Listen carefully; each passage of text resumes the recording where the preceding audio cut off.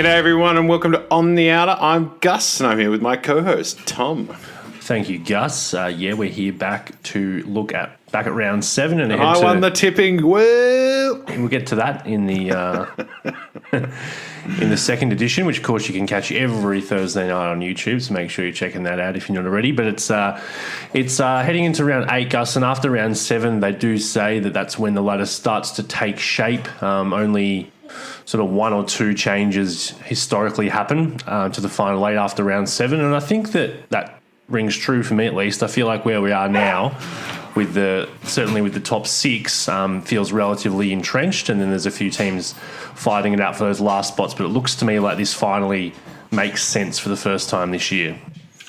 Yeah, I hear that, and I think this is a good time to sort of check in with the bottom of that top. So We'll probably start there with some negatives, and then have a look at the top contenders aside from the obvious. We won't be talking much about Melbourne because, Melbourne's just a bit boring at this point. Who really cares about sustained excellence? We'll check in with Footy Ethics about the big story that's been going around with St Kilda and their selling of what will henceforth be known as the worst game of all time in Cairns. And we'll finish off with Reverse Shine a Light, as we always do.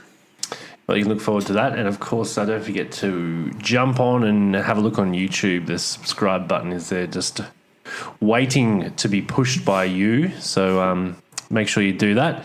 And also check us out on Instagram, Facebook, all the rest. And send us an email at ontheouter1@gmail.com. All right, Tom, let's kick off the show, as I said, with the bottom of the barrel, the scrapings of the AFL this season. I think unquestionably the least, I don't even know how to describe it, the worst team, let's just put it that way. West Coast Eagles. Now, we've given them a bit of a pass over the last few weeks just because they have been so smashed by COVID, because they've dealt with that COVID, situation a lot better than they have previously. They certainly haven't been complaining or having the woe is me kind of thing, but that's... I'm not sure if necessarily their messaging is beginning to change, but certainly their team is now getting back to full health or will not be back to full health for a while. So this is sort of it. And they were pathetic on Friday against Richmond. They've been pathetic for a couple of weeks now. Is it time to maybe dig a little bit deeper and be a bit more critical of the Eagles? I think you have to.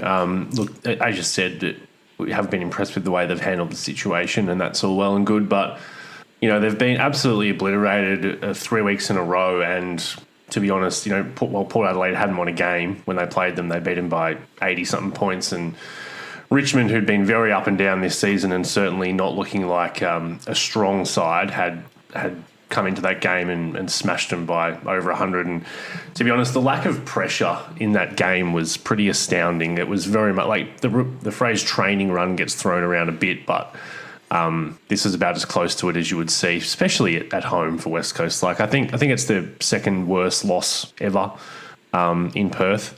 And their worst loss under Adam Simpson. It's pretty bad. And the team that you look at on paper, it's not a great team, but it's also not a bottom of the barrel side either. So I think there's some serious issues with confidence. Like you said last week, I think West Coast have probably given up on the season, and it's a shame so early on in the year. But I think Adam Simpson pretty much conceded that in his press conference as well. Was essentially they're looking forward to next couple of years now, and that starts now. So how they can fast track some of these guys and what they can do with some of their older guys to make that happen, because that's the other talking point here is that West Coast's, up and coming list, because they've delayed the rebuild by a year or two, is pretty bereft. Yeah, I mean, it's Oscar Allen and that's about it.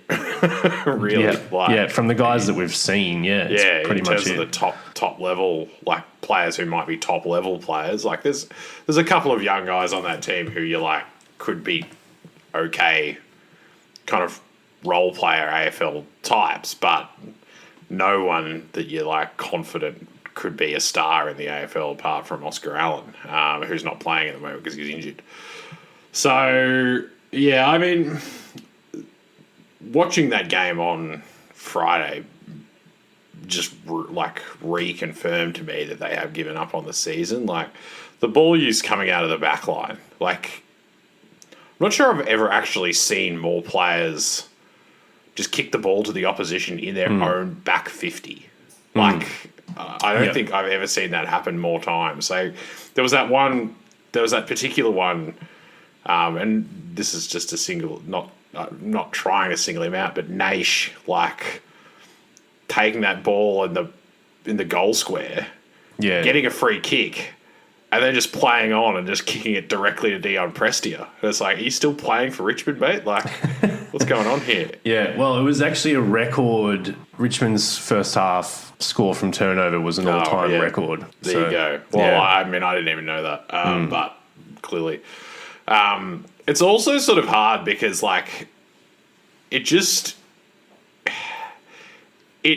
almost, like, bends perception of the team that plays them, right? Like, Sydney, Richmond, like, we suddenly have this, I don't know if it's a misconception or a proper conception or whatever, but, like, 2 weeks ago, Richmond lose to Adelaide, and it was like the sky was falling in, and then they go out and annihilate West Coast, and suddenly we don't know where they are. But it's like, is West Coast just that bad? Maybe that's the case. I think what needs to occur is, like, yeah, sure, they are going to have to regenerate their list. It's going to take a long time. But West Coast have always prided themselves on being one of the great clubs of the AFL, right? Like, one of the ones who just don't really go down, like, and really quickly when they do regenerate. If that's going to be the case, they can't have this just pure capitulation, right? Like, they actually have to fight for it. So, yeah, it's going to be interesting to see what happens in the next few weeks, just to see if this continues. Well, I think the thing with West Coast regeneration as well, and this is what confuses me a little bit about them, is that the narrative around the Eagles is they're a really old team, and obviously they've got a lot of their best players are on the older side, and obviously Josh Kennedy and Shannon Hearn are two of their old, the great, and they're two of the greats of this era or of any era of West Coast.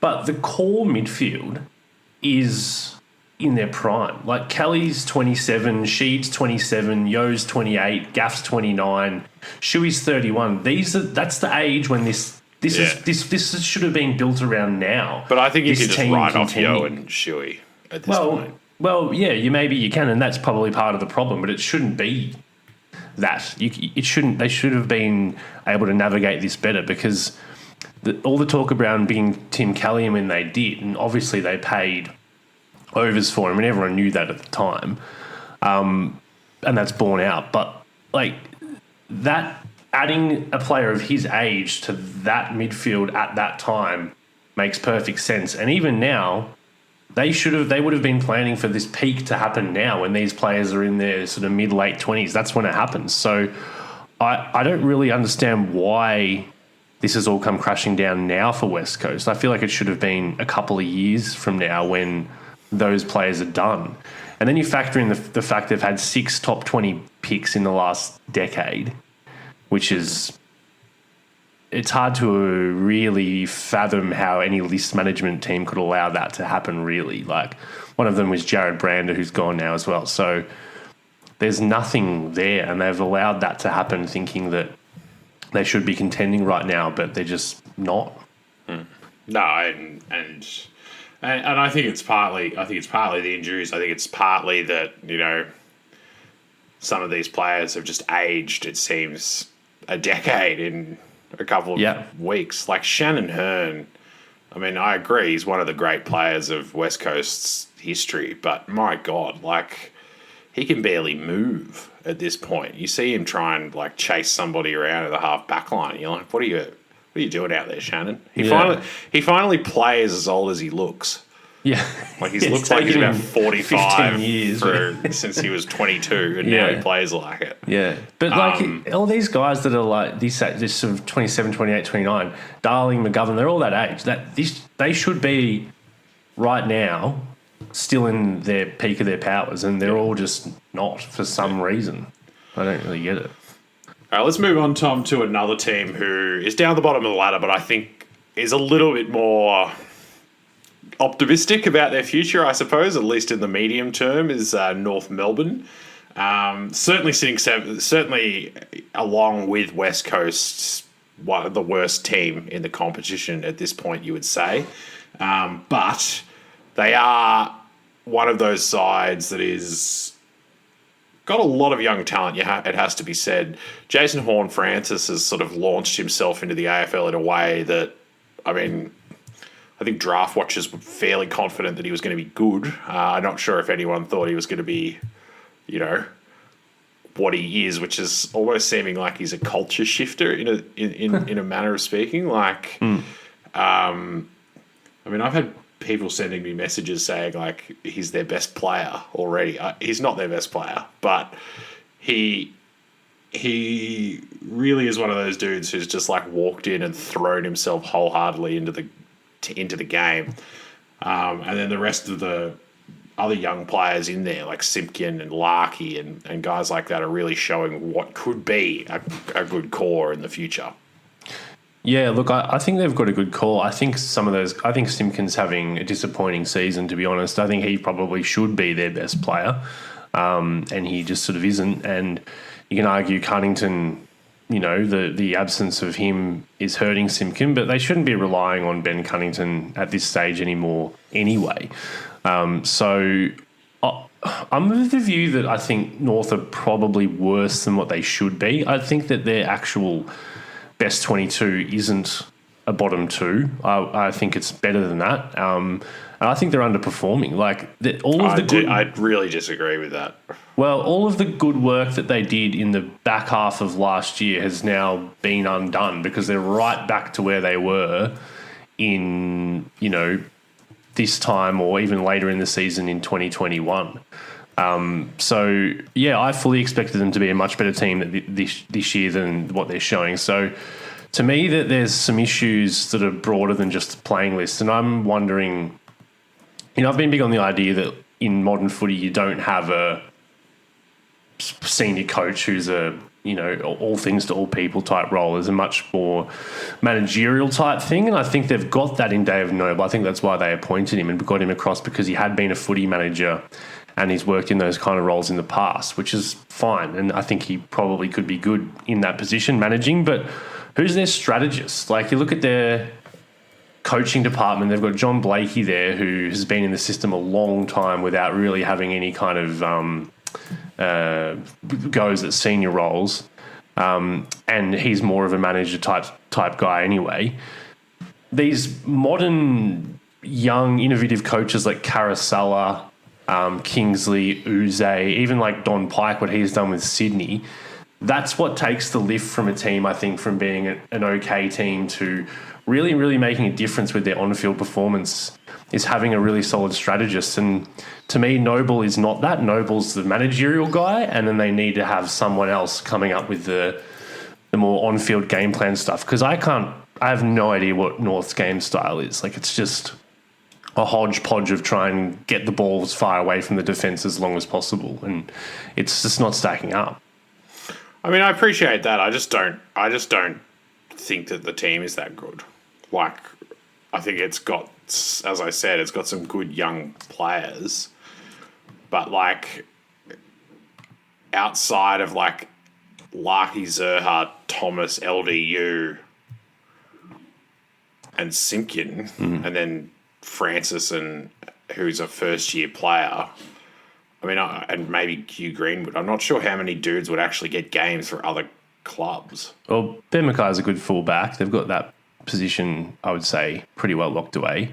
They've got lots of options in the ruck. I don't think they're a top 8 team or anything. I just don't think that their best 22 is befitting of how they're playing right now, or their position on the ladder. But they won 4 games last year. Like, Yeah, but look, remember how bad they were up until about round 8, and then after that they were in basically every game, and they actually won a few where they weren't expected to. Like, they can improve considerably, and now they're still like 3-7 over their last 10. Like that. Yeah, Like but they're not. They were nowhere near as bad as they are now. Like, they've gone backwards from the second half of 2022. I just don't see how that's happened. Like, I mean, I think Cunnington is a massive thing about that, but I also think I just disagree that their list is not bottom 2. I just don't think that that's the case. I think that they, even if it's not bottom 2, there's no way known that they should be they should have regressed. They've regressed, and everyone else has gotten better. They moved on Robbie Tarrant. They've moved Todd Goldstein out of the ruck to being a forward. They've lost Ben Cunnington for the entire season, and when they lost Ben Cunnington last season, they lost their last 4 games. So he is obviously a massive They've lost senior players are moving on from senior players in Goldstein, who's really hasn't done anything apart from this week when he was back in the ruck. I can see the reasons why they are regressing. But they should, but they shouldn't be. It's not a good decision to regress. If there's reasons why they've deliberately done this, if they've traded, moved Goldstein, got rid of Tarrant, whatever it is. Obviously, the Cunnington thing is out of their control. But I'm very disappointed with North this year, and I'm kind of questioning Noble's ability to come up with a constructive game plan because. I agree with that. I'm not trying to make excuses for them. I'm saying and I don't really understand why they regress, why they made those decisions either. But I think the result of those decisions is that their list is bottom 2. I just don't think that they're a very good team. I think there's a lot of players in this side that probably are, at best, eventually, borderline AFL players, and they aren't now. So yeah, I just don't think that they're very good. But we can agree to disagree about that. All right, we were just going to touch on quickly, Tom, unless there's anything else you wanted to talk about with North. You wanted to knife David Noble's heart anymore? No, just his back. Yeah. We'll talk about Tim Kelly just then. We'll quickly touch on the other team that's really struggling. We're not going to go too much into depth with Essendon because they're 1-6 and they suck. But Dylan Shiel being dropped and then being made the medi-sub in a very confusing mishmash of silliness has sort of brought up the question about long-term contracts and giving them to players from other clubs, that sort of thing. Tim Kelly, he got a 6-year deal, I think, from West Coast, which broke their own rules. So they had basically said previously that they would never give anyone more than a 4-year deal. They broke that in giving Tim Kelly a 6-year deal. Dylan Shiel got a 6-year deal and theoretically is not in the Bombers' best 22 at this moment. We've seen it happen multiple times across the competition where teams have given their other players big long-term contracts and it hasn't worked. Where do you kind of I guess in a manner, on the other side of that, there's Tom Lynch, who got one from Richmond. That seems to have worked out okay. But where do you sit on this? Yeah, I mean, you're right. It sort of depends on results, which can frame how people view these things. And in a way, the recruiting can also influence the results. So, but I'm interested in the Shiel one, because it seems to me at the time, that was a pretty good move. What Shiel was at GWS and what Essendon needed and were expected to get, it seemed like it was a reasonably good fit. Maybe the idea that they put a 6-year deal on the table, it isn't. Certainly the 2 first-round picks thing was I mean, and my view on that whole thing. Everyone got way too trigger happy with 2 first-round picks when that first came in as an option to trade it, and there was everyone was just asking for them and giving them, and it was ridiculous. Bryce Gibbs. Yeah, there's plenty of examples of it. So that was not good. But I don't really understand. The whole Essendon thing now is talking about, well, we really just need, someone who can, an extractor from the inside.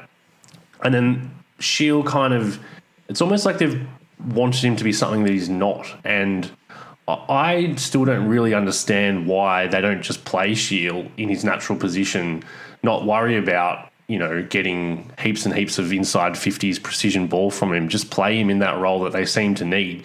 Get him to bust through, give a handball out to someone like Merritt or Caldwell or someone like that. I just don't really understand what the angst around Shiel and Essendon is when they need a player who has his strengths and they have him and they're paying him all this money. Yeah, but he doesn't defend at all. Like, he doesn't run both ways. Yeah. No, I understand that there's limitations, but you'd have to play him in a Dusty Martin style role. Like, he's that bad. He's not going to be doing that. No, which, like, I've watched vision of him and his efforts tracking back, and he just, like, lets his man go. So what's caused this, do you think? Because it's not like he was always that bad at it. It seems like maybe is it a confidence thing? I don't know if he was not that bad at it. I mean, I just remember GWS being pretty comfortable letting him go. Like, GWS weren't fighting to keep Dylan Shiel. I don't remember that, but maybe, yeah. It might have been a salary thing as well, I suppose. It was partly a salary thing, but, like, you think about all the dudes that they've really gritted their teeth and dug in on, including, like, Jai Caldwell, who's hadn't made the All-Australian team at that point. But Dylan Shiel, they were just like, yeah, if you could find a deal, like... do it.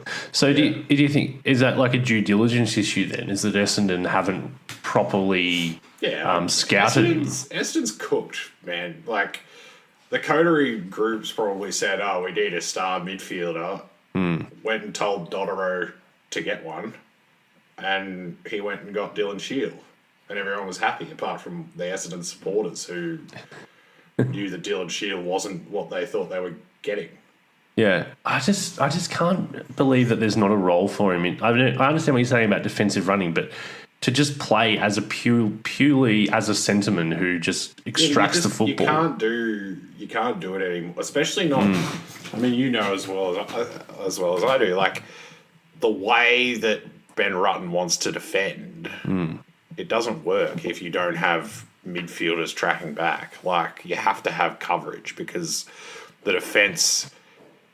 Like the half back line, full back line is so aggressive in trying to intercept and getting up, and they get up so high that the midfield has to come back and cover for that. And if you don't do it, it just slices through, which we see over and over again with Essendon.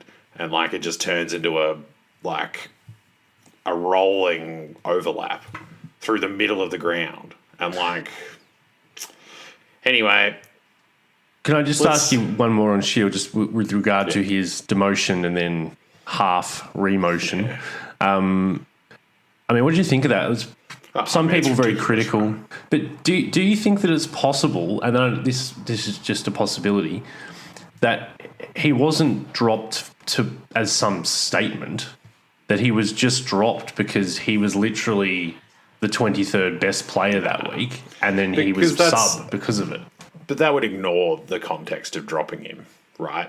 I mean, maybe that was the context, that he was just the 23rd. If that's the case, then there's even worse things going on, because that would imply that Ben Rutten and his match committee team are so stupid that they wouldn't consider what dropping Dylan Shiel would be interpreted as outside of him being the 23rd man. Like, you would have to address that in some way. I think he's clearly been dropped as a message. Like, it's very strange that they put him back in. I just can't believe that they did that. Really, I just think it's an awful situation. Anyway, let's move on. And thought that maybe they panicked and they were like, "We're going to drop him." And they're like, "Oh, actually, like, what if we're a chance to win this game and we actually do want him?" Like, maybe it was that. Yeah, of course, that was it. Yeah. All right. Anyway, let's move on to the positive side of the ladder, Tom. Yep. And the three teams that are kind of contending to be the number one contender for the title of Melbourne. Yeah. I just said contend like 5 times in the last sentence. But anyway, we'll move on, Tom. Lions, Freo, and Swans. We probably won't go through each team individually as we just did because it might take too long. But let's just have a bit of a chat about where we think each club sort of sits on the tiers of competing with Melbourne for the premiership. All right, well, we'll start with Freo because they're coming off a really good win in Geelong, and we said on the tipping show last week that, that was if they were to win without Fife, Darcy and Taberner in Geelong, then that would be a seriously impressive win, and they did manage to do that. Obviously, we talked a bit about the development of those sort of untapped guys that they had, but then also the career years they're getting out of, guys like Akers and Switkowski, Brody, Brendan Cox is having his best year. Like, there's plenty of guys who aren't high draft picks who are just having their best season, and that is paramount to their success this year. And then they have those concentrations of high picks, like they took Brayshaw and Chera really close together, both top 5. They lost Chera, but then they get another high pick back for him. Young, Sarong and Henry, they drafted really high together. And then last year, missing Erasmus. So that's what you need to do. Like, you need to hit drafts at the top and get high concentrations of picks all at once. And, that's what North haven't done, or West Coast. So I think there's no secret to why they're playing so well. The other side is the game plan. It's tight, it's fast, it's defensive, it's accountable. I think it's looking good for Freo in a number of areas, and they're showing a lot of the signs that show to me they're going to be a good team. They haven't really been challenged yet in that they haven't played Melbourne, which is kind of, you can't really judge them until they have. But beating Geelong in Geelong is about as, aside from, Melbourne and maybe Brisbane at the Gabba, that's as hard a challenge as it gets, and they came away on top. So I think everyone's on board now. Would you agree? Oh, yeah. I mean, I think they're a good team. Whether or not they're a contender, we're going to have to wait and see until they play the Lions or Melbourne or whatever. But yeah, right. Like, they've answered every question so far with pretty emphatically. So yeah, I mean, I'm on board Freo to an extent, I suppose. The Lions, I think, are. I mean, to me, I think their best team is the best team, but Joe Danaher's injury is probably putting a bit of spanner in the works for that one. I haven't seen whether or not his update is 4 out. weeks. Sorry? 4 weeks. Okay, well, if it's 4 to 6 weeks, I've got. Right. So a 4 to 6 week injury is not devastating, especially because Hipwood is 1 to 2 away. So potentially they cover each other, and by round 12, round 14, they're sort of back in together. In that case, to me, they're the second best team. Comfortably.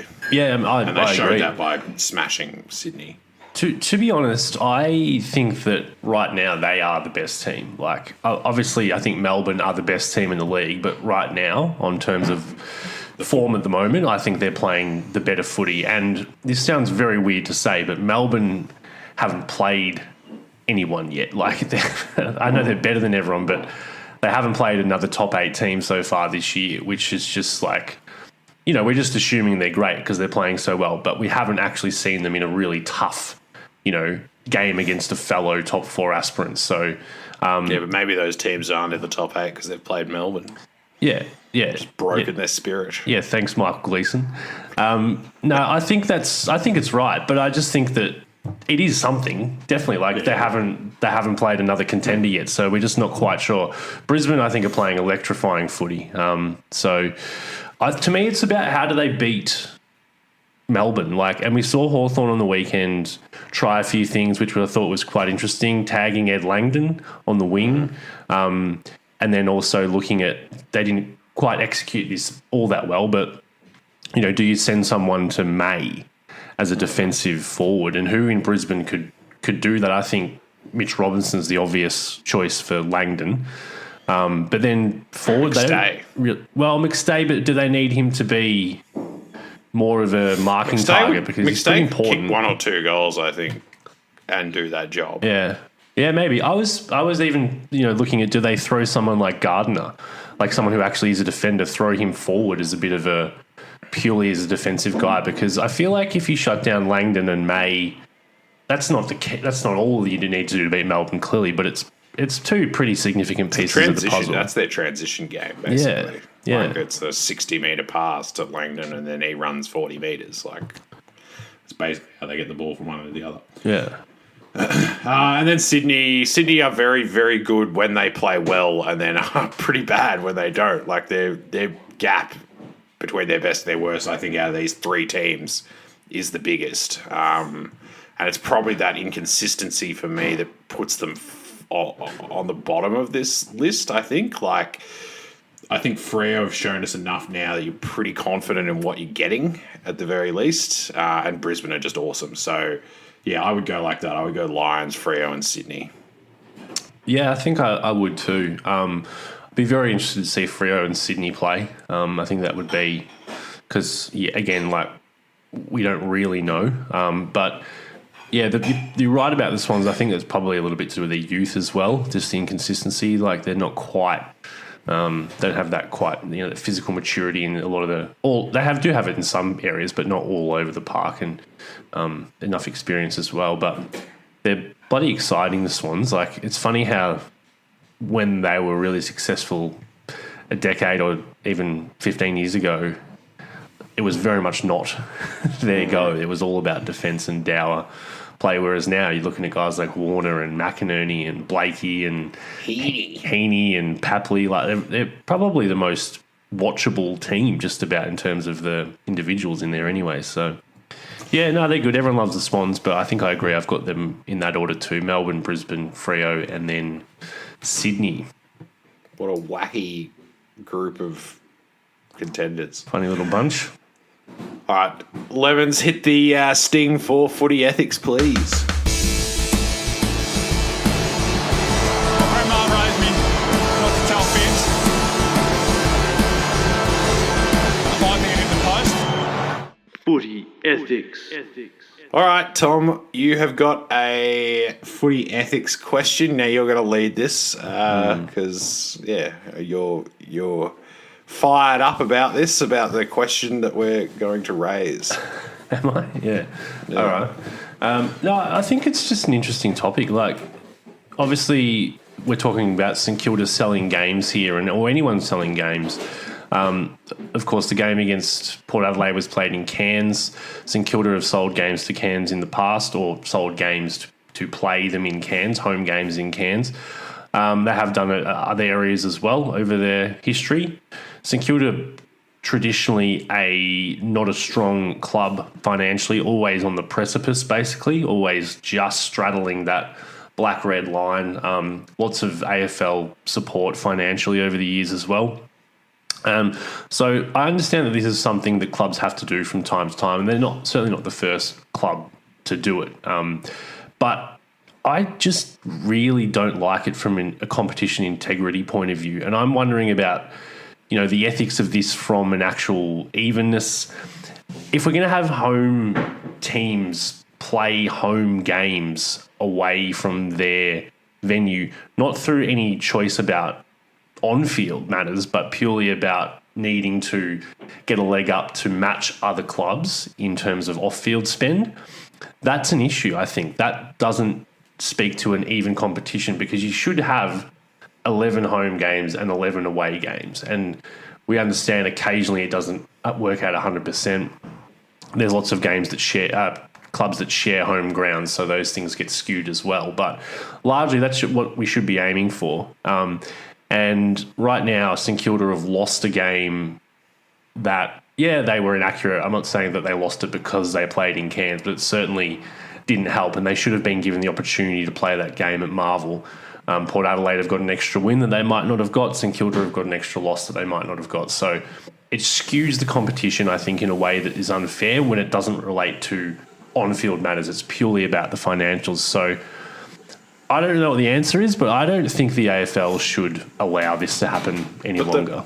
But the home ground stuff's not fair regardless of the fight. Like, we make those decisions all the time. I mean, Richmond won a premiership on the basis that they scourged their way through and got to play at the MCG the whole time. No, didn't have to go to Geelong. Richmond play 11 home games and 11 away games. Some of their home games are against other MCG I'm talking about in the tenants. final. I'm talking about in the finals though. Like, they moved the final from Geelong to the MCG.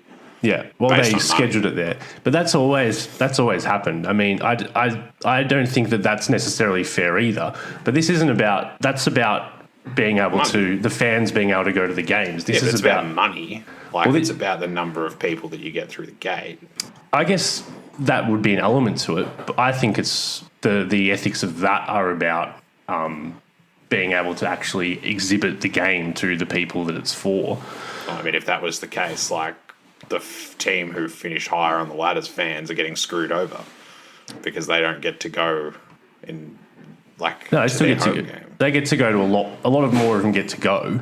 They just heaps more of them get to go. Judging by the They just have to crowd drive. in that Richmond Geelong game, that wasn't the case. It was like, Well, that's their choice. But the point is that, like, it's the actual home and away season is about playing an even a number of home and away games. And if your teams are forced to sell a game for anyone, or Well, basically anyone. it essentially does. If you're an interstate team, you play 11 home and 11 away. Yeah. It's just that in And Melbourne, if you're- some and teams if you're share a Victorian stadiums. team, you get to play like 16 home games.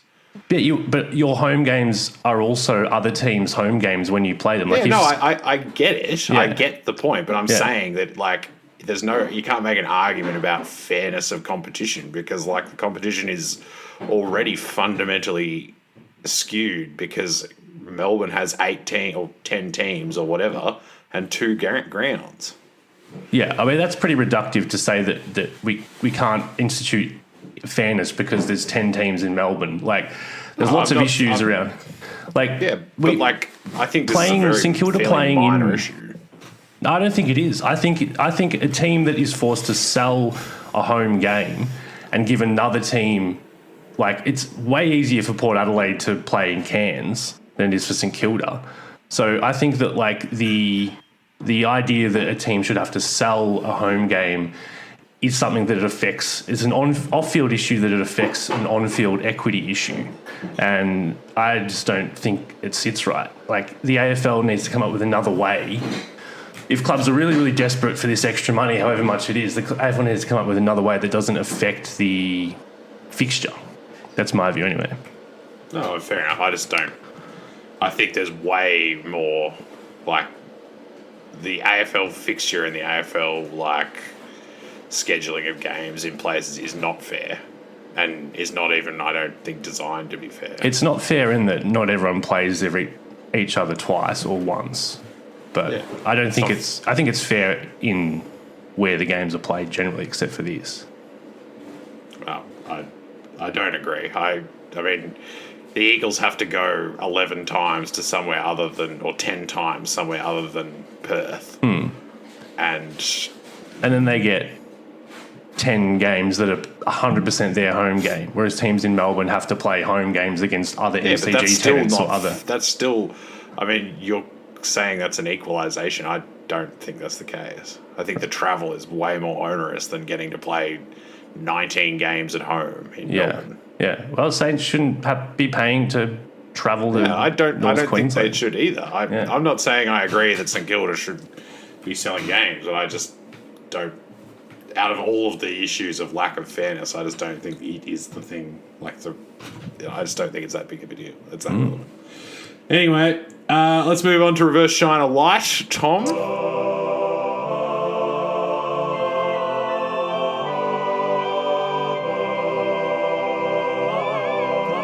Now, Lemons made your selection last week, so good work, Lemons.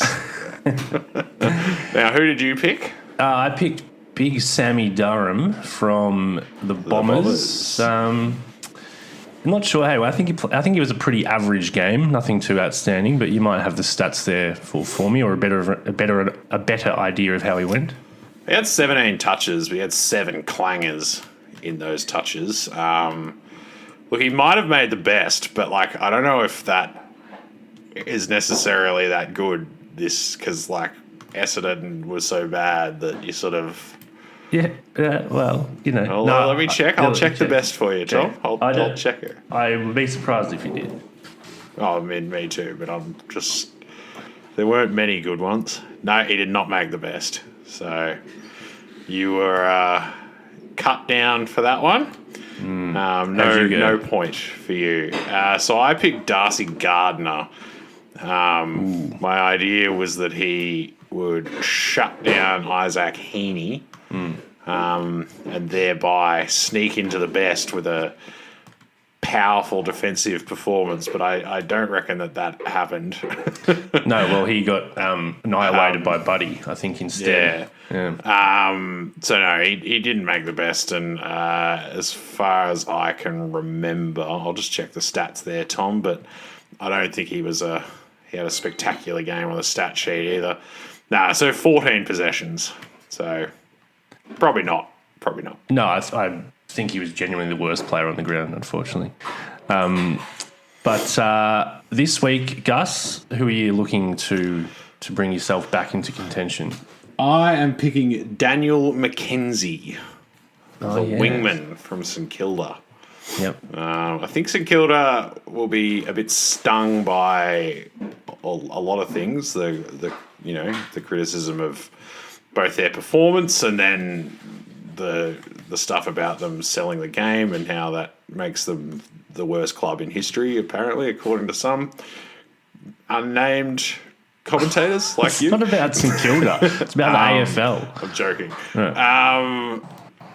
I think they're playing Melbourne, so look, that's a tough ask, but the ball does spend a lot of time like flying around when you play Melbourne, if that makes sense. Like it's a lot of wing stuff and a wing play and that. And if the ball does go out to Mackenzie's wing, he can win the ball. He's actually having a pretty good year. I think he's better than what a lot of people sort of think of him as. So yeah, I think he could win a few contests and get a bit of the footy and gets forward and kicks a goal every now and then too. So yeah, Mackenzie for me.